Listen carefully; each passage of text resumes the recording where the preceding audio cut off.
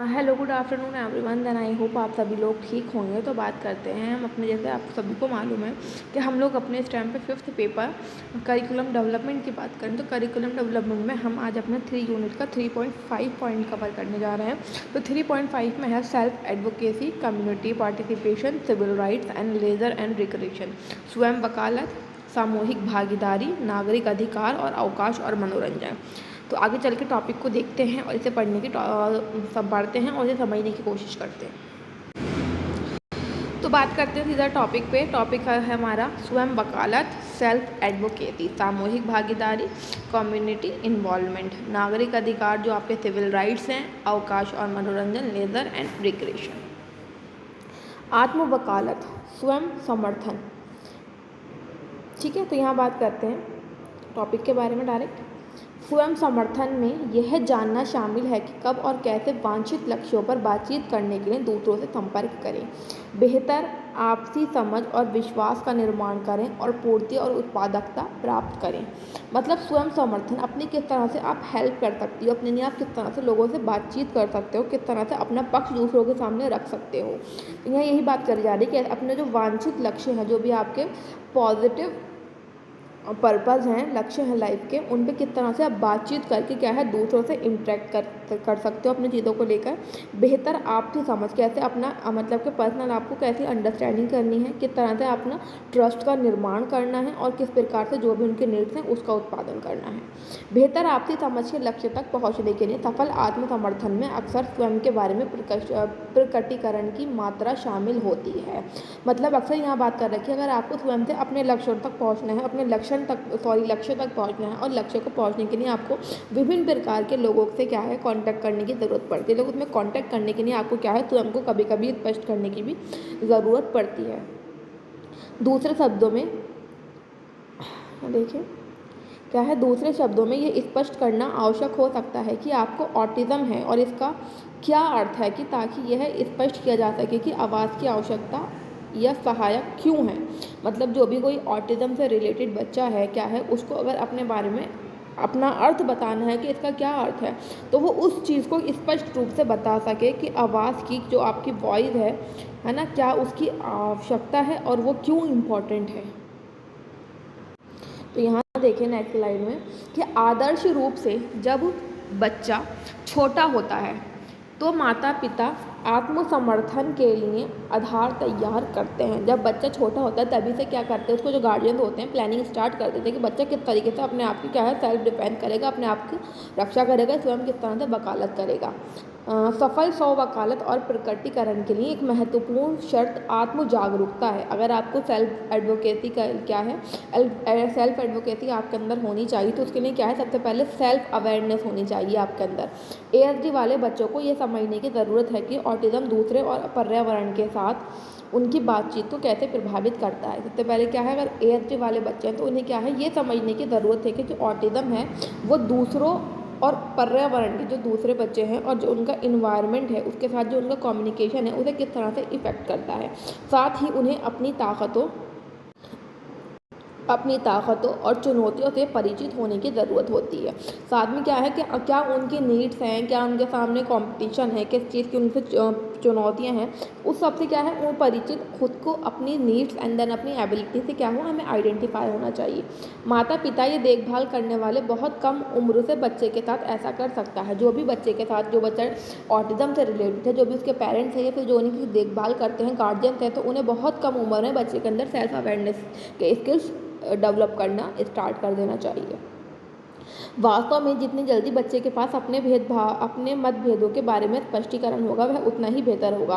कि जितना जल्दी बच्चा अपने क्या है उसके जो भी डिफरेंसेस हैं दूसरों से थॉट के, अपनी सबकी पर्टिकुलर इंडिविजुअल थिंकिंग होती है, तो जो भी कुछ हमारे मतभेद हो सकते हैं चीज़ों को लेकर, तो उसको क्या है उसके प्रति वो चीज़ों को लेकर बहुत ज़्यादा क्लियर होना चाहिए क्या उसे चीज़ों को करना है, किस तरह से उसका मतभेद है। और जो जितना आप बच्चे को स्पष्ट रूप से अपने बारे में क्लियर होगा उतना ही क्या होगा बच्चा बेहतर प्रदर्शन करेगा। माता पिता को अपने बच्चों को अपनी ताकत के बारे में किसी भी तरह से बताना चाहिए। जो भी पेरेंट्स होते हैं वो बच्चों को जब अपनी प्रॉब्लम या अपनी चीज़ें बताएंगे, क्या उनके पास क्या स्ट्रेंथ है, तो जब उस स्ट्रेंथ से बच्चा क्या है जागरूक होगा, बच्चा उस चीज़ को समझेगा और ख़ुद के अंदर वो स्किल्स डेवलप करने का क्या ट्राई करेगा। अधिक आत्म समझ विकसित तो यहाँ बात कर रहे हैं कि जो आत्मसमर्थन है और प्रकटीकरण के बारे में क्या है, बच्चों को सिखाने के लिए एक उपकरण के रूप में ऑटिज्म के आईईपी वाले बच्चों का उपयोग करना, बच्चों या वयस्कों को संवेदी प्रणालियों के बारे में पढ़ाना और पर्यावरणीय आवाज़ों के बारे में पूछना।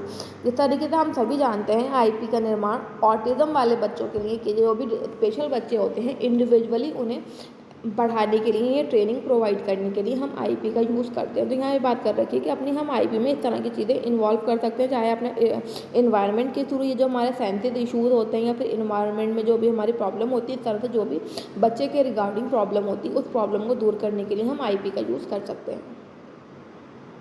तो नेक्स्ट अपने टॉपिक की मैं बात करूँ कि क्या है ये, कि सामुदायिक भागीदारी मतलब कम्युनिटी इन्वॉल्वमेंट, ये पार्टिसिपेट करना। किसी भी तरह से समुदाय में क्या है अपना योगदान देना है और उसमें भाग लेना है, अपने जो भी उसके पार्टिसिपेशन है उसमें क्या करना है, किस तरह से हमें अपना इन्वॉल्वमेंट दिखाना है। किसी भी व्यक्ति के लिए जीवन की अच्छी गुणवत्ता की कुंजी है क्या है, अगर किसी भी जो अपना लाइफ को अच्छे गुणवत्ता मतलब पॉजिटिव वे में स्पेंड करना चाहता है, तो हमें क्या है अपने समुदाय, अपनी सोसाइटी में भी अपना इन्वॉल्वमेंट दिखाना होगा। जैसे कि अधिकांश लोगों के साथ होता है, आत्म केंद्रित स्पेक्ट्रम के अधिकांश व्यक्ति मित्रों और सामाजिक जुड़ाव चाहते हैं। जो भी आपके चाहे वो अपने जो भी बच्चे होते हैं क्या है, जो फिर आपका सोशलाइजेशन आप चाहते हो, जो मतलब कि ऑटिज्म वाले बच्चे भी हैं क्या है, वो हर कोई अपना फ्रेंड चाहता है और अपनी सोसाइटी से इन्वॉल्वमेंट चाहता है। फिर भी जो ऑटिज्म स्पेक्ट्रम पर बच्चे और लोगों के बीच क्या होता है, सामाजिक अलगाव आम होता है, क्योंकि ये क्या है सोशली इंटरेक्ट लोगों से नहीं करते हैं। संचार और सामाजिक संचार में परेशानी कभी कभी सामुदायिक भागीदारी को कठिन बना देती है। जिस प्रकार से हम सभी जानते हैं कि अगर आपको अपनी कम्युनिटी में इन्वॉल्वमेंट दिखाना है तो आपको क्या है कम्युनिकेशन एंड देन आपके अंदर सोशलाइजेशन इंटरेक्शन होना, इसके स्किल होना ज़रूरी है। अगर आपके अंदर इस तरह के स्किल्स नहीं है तो आपको क्या है, जो आप अपने समुदाय में फुल्ली पार्टिसिपेट नहीं कर सकते, आपको उसमें क्या है कठिनाइयों का सामना करना पड़ेगा और मित्रता को प्राप्त करना कठिन हो सकता है, और आप क्या है आपको फ्रेंड बनाना भी आपके लिए डिफ़िकल्ट हो सकता है। क्यों हो सकता है, क्योंकि फ्रेंड्स हमारे कम्युनिकेट करने से सोशलाइजेशन के थ्रू ही बनते हैं ना। जब इन बच्चों के अंदर इस प्रकार के स्किल्स डेवलप नहीं होते हैं तो इन लोगों के लिए मित्रता, फ्रेंडशिप भी क्या होती है, फ्रेंडशिप का स्किल डेवलप करना भी क्या है बहुत कठिन हो जाता है। आगे देखिए, समुदाय में भाग लेना हर दिन के जीवन का एक तत्व है, क्योंकि हमें डेली बेसिस पे हमारे कुछ ना कुछ हमें सोशल से इंटरेक्शन करना ही होता है। हालांकि ऑटिज्म स्पेक्ट्रम डिसऑर्डर जो एएसडी वाले बच्चों से पीड़ित होते हैं, बच्चों के परिवारों के लिए अनूठी चुनौतियाँ पेश कर सकता है। इस तरह की प्रॉब्लम जो अगर बच्चे के सामने है तो उनकी जो फैमिलीज़ हैं उसके सामने भी क्या है विभिन्न प्रकार की डिफ़िकल्टीज उनको फेस करनी पड़ेंगी लाइफ टू टाइम। यहाँ पे अगर देखें कि हम अगर बच्चे के अंदर वो चीज़ डेवलप करना चाहते हैं तो हम क्या है नए अनुभव प्राप्त करें, बच्चों को नया एक्सपीरियंस, नया इन्वायरमेंट क्रिएट करें, बच्चे के साथ विभिन्न लोगों और परिवेशों के साथ बातचीत करें, विभिन्न लोगों को न्यू लोगों के साथ मिले, उनको नया इन्वायरमेंट दें, उनसे कम्युनिकेट करें, वर्तमान कौशल को सामान्य बनाने का अवसर दें। जो भी आपके मतलब के वर्तमान आपका इस टाइम पे स्किल्स हैं उसको क्या है एक नॉर्मलाइजेशन के लिए आप बच्चे को अपॉर्चुनिटी प्रोवाइड करें। दैनिक जीवन की गतिविधियों में भाग लें, जो भी उसके ऐसे एक्टिविटीज़ हैं जो उसे डेली लिविंग के लिए स्वयं से करने हैं उसमें उसे पार्टिसिपेट करने के लिए क्या है अवसर प्रदान करें। एड्स जैसे पीड़ित छोटे बच्चों के लिए सार्थक सामुदायिक भागीदारी बच्चों को केवल सैर सपाटे को सहन करना सिखाने से कहीं अधिक है, बल्कि सीखने और भविष्य के कौशल की नींव बनाने का अवसर पैदा करना है। अगर हम देखेंगे हम छोटे बच्चे, हमारे यहाँ एक सामान्य छोटा बच्चा है तो उसको हम बाहर लेकर जाते हैं, क्यों, ताकि उसे वो चीज़ें घूम सके, है ना, सैर सपाटा कर सके। बट जब एएसडी वाले बच्चों को हम छोटे बच्चे होता है, छोटी एज होता है, उसका डेवलपिंग एरिया मतलब वो पोर्शन चल रहा है, उसका एरिया चल रहा है उस टाइम पे, तो हम उसे सामुदायिक भागीदारी के लिए स्किल्स सिखाने के लिए हम बच्चे को क्या है बाहर लेकर जाते हैं, ताकि उसका सैर सपाटा सिर्फ हमारा एक घूमना वंडरिंग हमारा एक उद्देश्य नहीं होता कि बच्चे के अंदर से अभी से क्या होगा वो स्किल्स डेवलप होना स्टार्ट होंगे जब बच्चा उस चीज़ से यूज टू होगा, बल्कि सीखने और भविष्य के कौशल की जो हमें फ्यूचर में हम चीज़ें सिखाना चाहते हैं वो क्या है हम वहीं से स्टार्ट कर देते हैं। अब बात करते हैं हम अपने नागरिक अधिकार पे, हमारे क्या है सिविल राइट्स क्या हैं।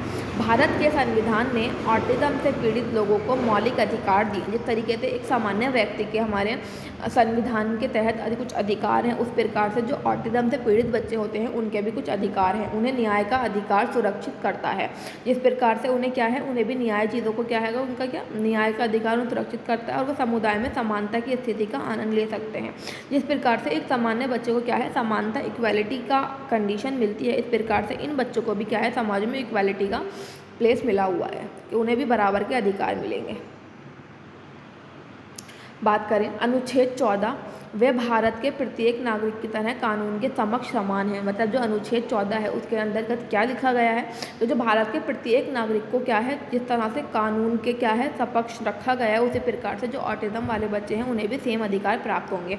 अनुच्छेद 15, सरकार धर्म, जाति और लिंग के आधार पर आत्म केंद्रित व्यक्ति किसी भी भारतीय के साथ भेदभाव नहीं कर सकती। जिस प्रकार से आप मतलब कि सरकार या फिर आपका कोई रिलीजन है, आपका कोई कास्ट, आपका जो लिंग है, इसके आधार पर क्या है स्वयं आत्म जो ऑटिज्म वाले बच्चे होते हैं उसके सहित जिस तरीके से अन्य बच्चों के साथ इस बेसिस पे भेदभाव नहीं है, उसी प्रकार से जो ऑटिज्म वाले बच्चे हैं भारत में इनके साथ भी कोई भेदभाव नहीं किया जाएगा। आगे बात करें कि क्या है अनुच्छेद 15(2), किसी भी सार्वजनिक स्थान तक पहुंचने के लिए किसी भी आधार पर विकलांग लोगों सहित प्रत्येक नागरिक के साथ भेदभाव नहीं किया जा सकता। अगर आपको क्या है सार्वजनिक स्थान पर जाना है, किसी पब्लिक प्लेस पर जाना है, उस पब्लिक प्लेस पे पहुंचने के बाद आपको वहाँ पे भी पार्टिसिपेट करने का, घूमने का पूरा राइट है अपना।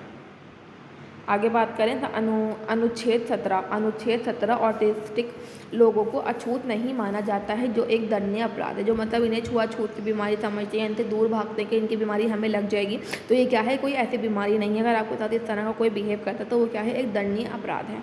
अनुच्छेद 21, प्रत्येक व्यक्ति को जीवन और स्वतंत्रता का अधिकार है। क्या है प्रत्येक व्यक्ति को अपनी लाइफ स्पेंड करने का और क्या है इंडिपेंडेंटली क्या है अधिकार है। इसमें 6 से 16 आयु वाले बच्चों वर्ग के ऑटिज्म से पीड़ित बच्चों के लिए क्या है शिक्षा का अधिकार भी शामिल है। ऐसे बच्चे जो 6 से 14 साल की उम्र के बीच आते हैं उन्हें भी एक सामान्य बच्चे की तरह क्या है एजुकेशन गेन करने का राइट है। अनुच्छेद 13, जबरन श्रम का निषेध। अगर उन्हें किसी प्रकार से जबरन किसी मतलब श्रम काम कराया जा रहा है, कोई किसी ने पकड़ के अपना बंदी बना के वो काम करा, तो ये सब भी क्या है एक निषेध है, वो भी अपराध के तहत आता है। आगे बात करें अनुच्छेद 24, 14 वर्ष से कम आयु के बच्चों के नियोजन पर रोक। अनुच्छेद 32, ऑटिज्म या किसी विकलांग से ग्रस्त व्यक्ति संवैधानिक उपचार की तलाश कर सकता है और रीट याचिका दायर करके उच्चतम न्यायालय जा सकता है। क्या है अगर उसे कोई विकलांगता है, जो ऑटिज्म वाले विकलांगता है या कोई अन्य विकलांगता है, तो ग्रस्त व्यक्ति तो उसे क्या है अपने उपचार, अपना जो भी ट्रीटमेंट करना चाहता है उसकी तलाश करने की उसे पूरा फ्रीडम है और उसे रीट याचिका भी दायर करता है अगर उसके साथ कोई गलत व्यवहार करता है या फिर उसके साथ चीज़ों को नहीं समझता है। तो अनुच्छेद 300 में किसी भी व्यक्ति को संपत्ति के अधिकार से वंचित नहीं किया जाएगा। मतलब कुछ अगर आपके बच्चा कोई ऑटिज्म से है तो आप उसे क्या है अपनी जो भी आपकी संपत्ति है उससे वंचित नहीं कर सकते, उसे भी बाकी बच्चों की तरह उसका भी अपने माता पिता की प्रॉपर्टी पर पूरा राइट होगा। आयकर अधिनियम 1961 की धारा 18DD और 18U के तहत कहा गया है कि विकलांग लोगों को कर रियायत की कमाई का आनंद लेने का अधिकार है। कि मतलब जो भी आपके कर हैं उसमें जो भी आपको रिजर्वेशन मिलती है, उसमें जो भी आपकी अर्निंग होती है वो उसका अधिकार वो भी है। मानसिक स्वास्थ्य अधिनियम विकलांग लोगों को विभिन्न अधिकार भी प्रदान किए गए हैं। क्या है जो लोग स्वास्थ्य मेंटली अनवेल होते हैं उस तहत जो है ना जो मानसिक स्वास्थ्य अधिनियम है हमारा, उसके तहत क्या है जो विभिन्न अधिकार भी प्रोवाइड किए गए हैं। अब हम एक करके उन्हें पढ़ लेते हैं। अधिकार या विकलांग व्यक्ति अधिनियम जो हमारा 2016 में right to education act, right to person with disability act आया है, उसमें 2016 के तहत ऑटिज्म को 21 मान्यता प्राप्त विकलांगताओं में से एक मानता है। यह ऑटिज्म लोगों को कुछ अधिकार और सुविधाएं देता है ताकि वे अपना जीवन बेहतर तरीके से जी सके, साथ ही वे अपने विकार के कारण वंचित ना रहे। अधिनियम के तहत 4% विकलांग लोगों को सरकारी प्रतिष्ठानों में रोजगार दिया जा सकता है और जिस व्यक्ति की अक्षमता बेंचमार्क 40% है वह कुछ लाभों का हकदार है। ऑटिज्म व्यक्ति के अधिकार और सुविधाएं, ठीक है। यहाँ ये बात कर रखी है कि 2016 में हमारा राइट टू पर्सन है ना, right to education, right to person with disability RPWD act आया है। उसमें क्या है ऑटिज्म जो हमारा ऑटिज्म है वो क्या है एक 21 डिसेबिलिटी जैसे होती हैं 2016 के तहत, तो उस 21 डिसेबिलिटी में से एक कौन है वो एक ऑटिज्म भी है। तो ऑटिज्म को भी क्या गया है 4% रिजर्वेशन दी गई है कि अगर उन्हें कोई सरकारी प्रतिष्ठान में किसी तरह कोई अर्निंग कोई रोजगार प्राप्त होता है तो वहाँ उन्हें 4% का रिजर्वेशन मिल सकता है। और अगर बच्चे की दिव्यांगता जो है वो बेंचमार्क डिसेबिलिटी मतलब वो 40% है तो उसको और भी कुछ वो हकदारों का बच्चा अधिकार उसे प्राप्त होता है। तो यहाँ पे हमने अपने सारे टॉपिक्स पढ़े। अभी हमने पढ़ा कि अगर जो विकलांगता से ग्रसित है उसकी विकलांगता बेंचमार्क डिसेबिलिटी के अंतर्गत आती है तो उसको विभिन्न लाभ और प्राप्त होते हैं। तो इसमें से हम उन लाभों के बारे में भी एक बार चर्चा कर लेते हैं कि अलग कानून ऑटिज्म से पीड़ित लोगों के लिए एक विशेष संस्था है जिससे राष्ट्रीय कानून द्वारा बनाया गया है। ऑटिज्म, सेरेब्रल पाल्सी, मानसिक मंदता और एकाधिक विकलांग व्यक्तियों के कल्याण के लिए राष्ट्रीय ट्रस्ट, जो नेशनल ट्रस्ट इन लोगों के लिए बनाया गया है, नेशनल ट्रस्ट एक्ट 1998 के का अधिनियम है 44 के तहत। राष्ट्रीय ट्रस्ट सामाजिक न्याय और अधिकारिता मंत्रालय का संवैधानिक क्या है, वो निकाय है। तो इन जो इसके तहत जो आपको नेशनल ट्रस्ट एक्ट है, नेशनल ट्रस्ट एक्ट के अंदर भी क्या आता है, आपका ऑटिज्म आता है, जो उस 99 एक्ट के तहत जो बच्चों को उस टाइम पे फैसिलिटी प्रोवाइड है वो ऑटिज्म वाले बच्चों को भी प्रोवाइड है, क्योंकि ऑटिज्म वाला बच्चा उन 4 डिसेबिलिटी के अंदर शामिल है। स्वास्थ्य बीमा की बात करें कि ऑटिज्म, सेरेब्रल पाल्सी और अन्य विकलांग लोगों को रुपए का स्वास्थ्य बीमा मिल सकता है। निरामय स्वास्थ्य बीमा पॉलिसी द्वारा बच्चे को 1 लाख जो राष्ट्रीय ट्रस्ट द्वारा स्थापित किया गया है, मतलब जो आपका नेशनल ट्रस्ट एक्ट है उसके तहत निरामय एक स्वास्थ्य बीमा योजना है। उसके तहत जो बच्चे सेरेब्रल पॉलिसी वाले होते हैं और ऑटिज्म वाले होते हैं, उसमें कुछ अन्य डिसेबिलिटीज़ वाले लोग भी आते हैं, उन्हें 1 लाख तक का उनका बीमा मुफ्त किया जाता है। अगर बात करें आवास पे क्या उनको घर में क्या फैसिलिटी मिलती है, तो राष्ट्रीय न्यास के घरौंदा द्वारा स्थापित योजनाएं आत्म केंद्रित लोगों के लिए किफ़ायती आवास और न्यूनतम गुणवत्ता देखभाल प्रदान करता है। जो हमारी मतलब कि राष्ट्रीय न्यास नेशनल ट्रस्ट है, नेशनल ट्रस्ट के तहत क्या है, एक स्कीम चल रही है घरौंदा में कुछ संस्थाएं वर्क कर रही हैं। इन बच्चों को जो वर्क करती हैं, जो नेशनल ट्रस्ट के तहत जो भी संस्थाएं स्थापित की गई हैं उनके तहत जिन्होंने घरौंदा स्कीम ले रखी है, वहाँ पे बच्चों को क्या है, काफ़ी किफ़ायती आवाज़ उन्हें रहने की, तो वहाँ पे फैसिलिटी प्रोवाइड होती है और उनका खाना पीना देखभाल सब क्या है वहाँ पे प्रोवाइड किया जाता है नेशनल एक्ट के तहत। आगे बात करें स्कूली शिक्षा, स्कूली आपके एजुकेशन में क्या वर्क है।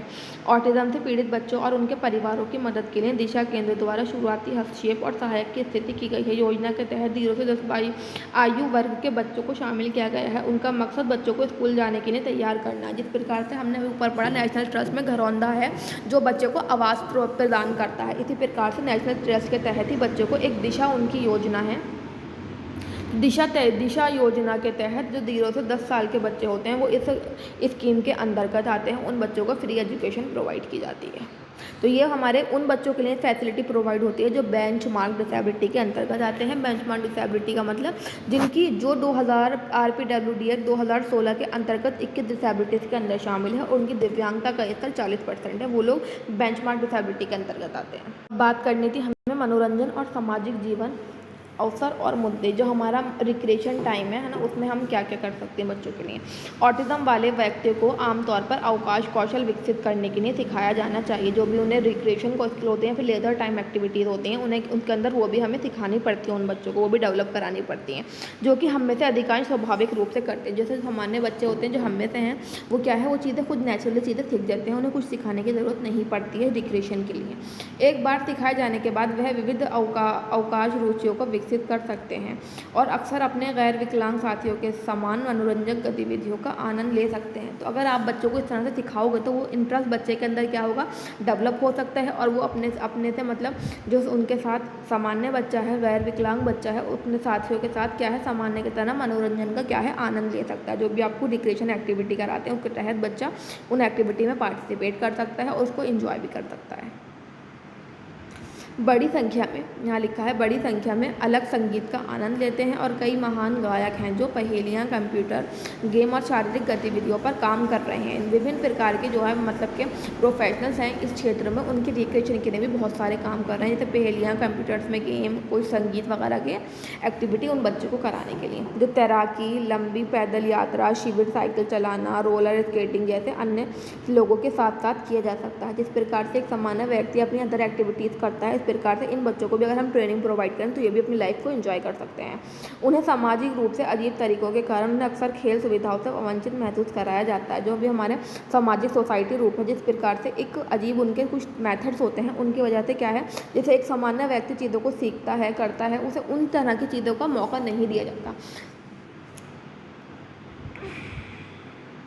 इसके जहाँ के माता पिता ऐसी बाधाओं को दूर करने में सक्षम हों। हालांकि अन्य सार्वजनिक क्षेत्र भी हैं जहाँ ऑटिज्म से पीड़ित लोग आते हैं।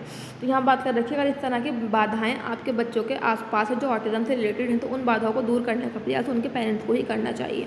हालांकि ऐसे कुछ सार्वजनिक जो पब्लिक प्लेस भी हैं जहाँ हर दिव्यांगता से रिलेटेड बच्चा आ सकता है और वो भी अपने एक सामान्य व्यक्ति की तरह चीज़ों को इंजॉय कर सकता है। तो आज की हमने अपने क्लास में अपनी वीडियो में क्या किया, सेल्फ एडवोकेसी पढ़ा, कम्युनिटी में पार्टिसिपेशन पढ़ा, अपने सिविल राइट्स पर और लेजर और रिक्रिएशन एक्टिविटी के भी बारे में पढ़ा। तो देन आई होप आपको चीज़ें समझ में आई होंगी। Then thank you for watching my video.